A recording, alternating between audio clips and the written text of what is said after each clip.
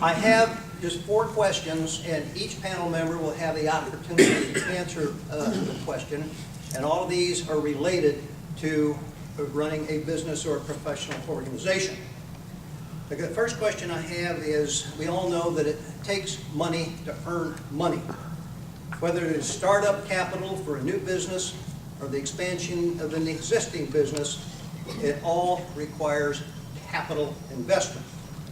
The question is capital available in today's market? Where do you find it? And how does one qualify for the capital loans? Anybody want to be the first one out of the chute, or should I just pick on Rodger because you just opened up a brand new 43,000 square foot hangar? Well, in our case, the capital was gotten by building the building and selling the building and leasing it back. As long as you have the asset there and the business to back it up, you can get that money. The important, I think, is the health of the business. The business has to be healthy, and the banks will work with you to work deals. You have to be fleet of foot to understand how to go about that. In this case, Dave helped us get through this, and that's how we got the capital for that building. We've got several other projects going on that require capital, and working with the banks, showing them how successful we are, makes that fairly easy. Sure, in a down economy back in 2009, it was much more difficult to get capital for projects, but I think we were more reluctant to actually go after capital and spend capital when the business was weak and we were going through that economy. Okay, thank you. Mark, how about your business? I think there are 2 ways to look at that. One is an existing business looking for capital, and another is a startup situation. Back in '83, when I was buying the company, I was 34 and had no money, so it was difficult to make a multi-million-dollar deal, but it can't be done. I mortgaged the kids, and borrowed from friends and relatives, and had the seller take back some paper, and got a local bank involved, and an SBA loan. So worked all those angles together, and capital was available. Of course, back then, I think capital was freer than it is today. There's so many regulations and restrictions on banks that they're not as free in lending practice as they were back then. But as Rodger said, for an existing business, and I'm not real good to answer this question because Beall has no debt, hasn't had for several years, so I don't borrow money, but if you do, I was chairman of the loan committee for 10 years at a local bank, so I knew something about it.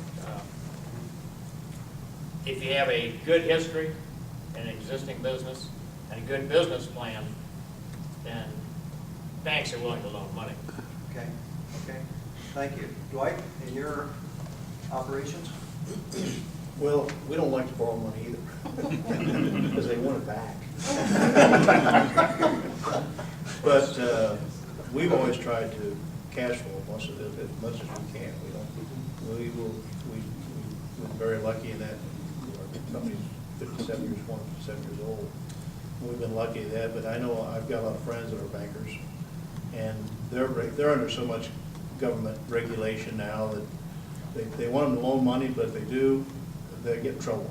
And if they don't loan it, they get in trouble. So, but we've been fortunate. You keep good credit, and you have, like Mark said, you got a good plan. The money's out there. You can buy it. Okay. Erin, your businesses are more locally focused. Right. What do you find in this regard? Well, we're kind of in the same boat as Dwight, as we don't like to borrow money. We try to have the money on hand when we start up, but like Mark said, the small business loans, the SBA is a good resource for people if you are looking to start up a business, but do know that it's not quick. An SBA loan is a very burdensome, lots of paperwork. You're looking at probably a year to get a business plan written up and ready to go. But I agree with all these guys. If you have a good business with assets and can show that you're a successful business, the money is your eventually there. But startup is harder. Okay, thank you. This next question, I really want our RILA students to pay very close attention to the answers that these people have. And congratulations on your experience and courage in stepping up and going. It's one of those things, I think, in 2020 hindsight, you wouldn't have missed it for the world. But anyway, the question has to do with employees. They are an essential part of almost all businesses. The questions are, how do entry-level employees of today compare to their counterparts of 10 or even 20 years ago?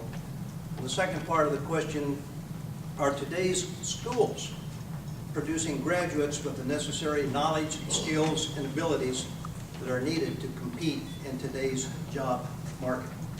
Mark, you want to take the lead on that one? No. Okay. Yeah. Won't be pretty, but I will. Yeah, thank you. The problem we see is a work ethic with especially younger workers. I can go back 45 years at Beall, and we used to have workers come in and ready to go and anxious to work, earn a paycheck, put in their time.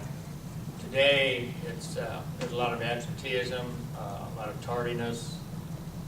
Just the work ethic doesn't seem to be there. So that, and we're talking about entry-level production workers. I think with the new, maybe there's a new focus within the schools where I think the STEM curriculum is a good thing, science, technology, engineering, and math that they're stressing. That's a very good thing. And I think prior to that, they were more focused on sending kids to college and not giving them technical training. Okay. We really like to see people come out of trade schools or junior colleges who have had technical Like Lewis training. or Rankin or something Right. like that. Okay.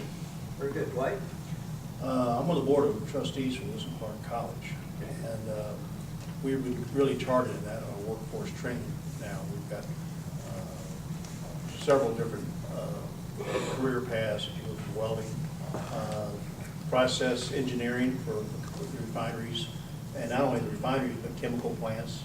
We've got a real big program on that, and we're training these young people to have a career path that they can find a job. But they got to realize that we can give them the basics, but when they hit that clock, when they go where they go to work at, they're still learning every day, you know. And the problem is a lot of the kids, they want to start at the top.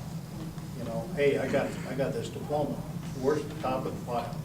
Well, you've got to earn your stripes still, and that's the big thing. The work ethic, like Mark was saying, you got to learn that you're not going to start. You got to start at the bottom, work your way up. Okay. Thank you.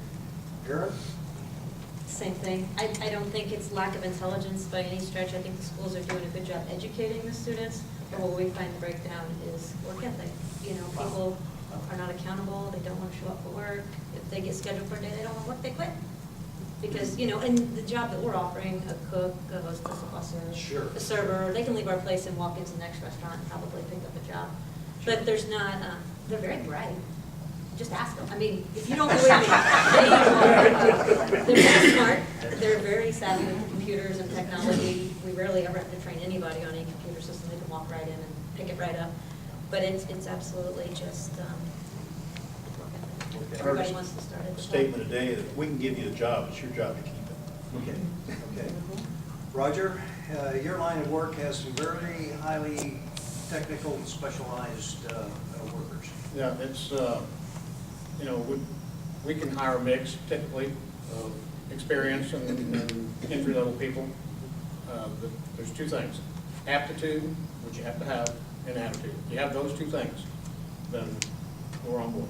Okay. The attitude is extremely important, that they come in and they want to learn and they want to be a part of that business.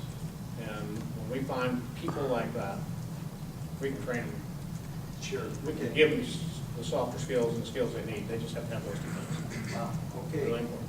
Good point. I want to move on to marketing. Now, marketing is an essential component of any type of business. The two-part question here is, how has the social media wave impacted your marketing plans? And the second part of that question is social media an addition or a replacement to legacy media? Who's next? Dwight, do you want to start off with that one? Well, we have a new generation of people coming on board our place, and some of us are getting older.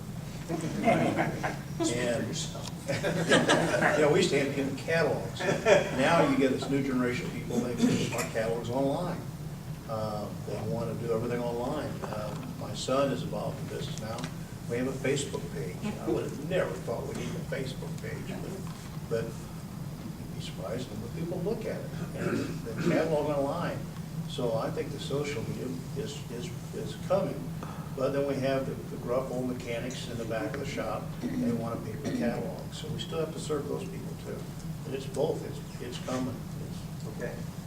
I would never say this in front of her, but Erin is the expert on working social media. I think that's probably leads to the success of that restaurant out there.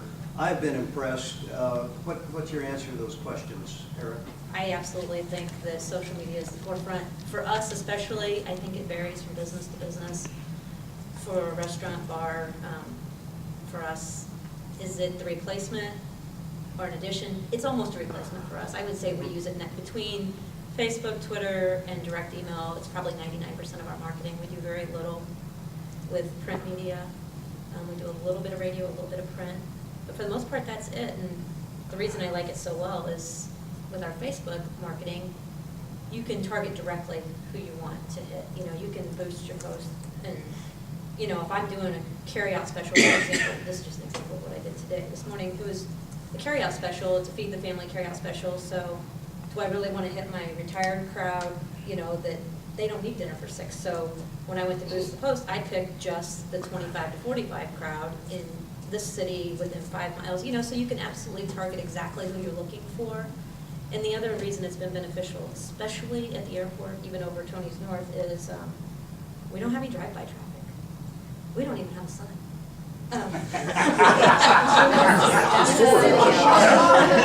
Back to question one, is capital available? No, anyway, really, it's a great way to get our name out there to people when you don't have drive-by traffic. And Tony's North is more of a destination place than a drive-by place as well, so it's an invaluable tool for us. Okay. And I was just kidding.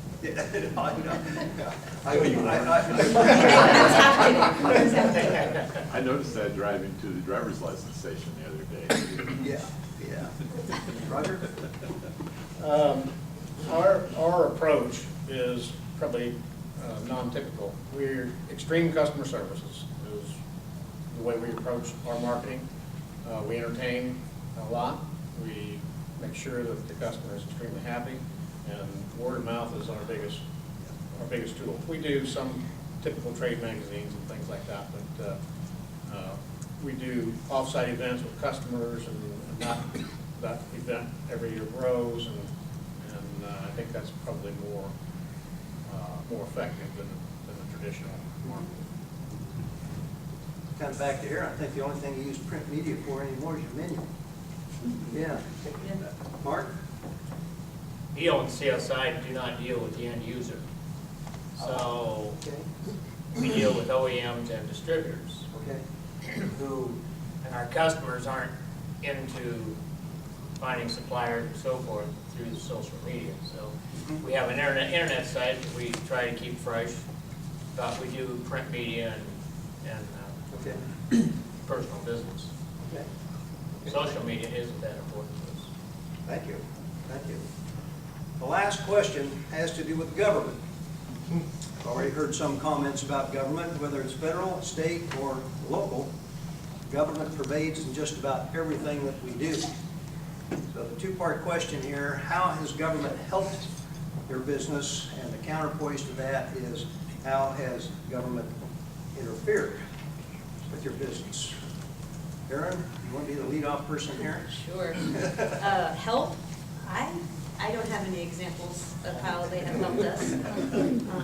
How they have interfered is usually finding a new way to add a new tax or license, or raising our unemployment tax even if our rate isn't high.